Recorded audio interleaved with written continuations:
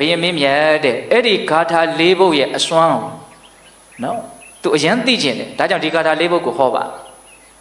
အဲ့လိုမျိုးတရားဟောဖို့တောင်းပန်တဲ့အခါသူလည်းပဲခေသူမဟုတ်ဆိုလို့ပြောရမယ်သူပြောတဲ့ဂါထာလေးလည်းတော်တော်ကောင်းတယ်နော်လူသားသာတက်ပြီးတော့စားလို့သာစားနေတယ်သူဘာပြောတယ်ဆိုတော့သုဒ္ဓဝါဓမ္မဝိဇာဏတိနရာကလျာဏပါပကံအပိဂါထာသူနိတဝါနဓမ္မေမေရမတောမနေရမတိမနောအဓိပ္ပာယ်ဘာပြောလို့ဆိုတော့သမ္မာတုဒ္ဒတော်မှာအဆွေတုဒ္ဒတော်မှာနရာလူတို့သည်ဓမ္မတရားကိုသုဒ္ဓဝါကြားနာကုန်ပြီးကလျာဏပါပကံကောင်းသည်မကောင်းသည်ကိုဝိဇာဏတိသိကြရကုန်၏လူတွေဆိုတာသူတော်ကောင်းတရားကိုနာရမှကြားရမှဒါကကောင်းတယ်ဒါကမကောင်းဘူးဆိုတာကိုခွဲခြမ်းပြီးတော့သိကြတာပါတဲ့။ gain ဘယ်လောက်ကောင်းတော့နော်သူပြောတဲ့စကား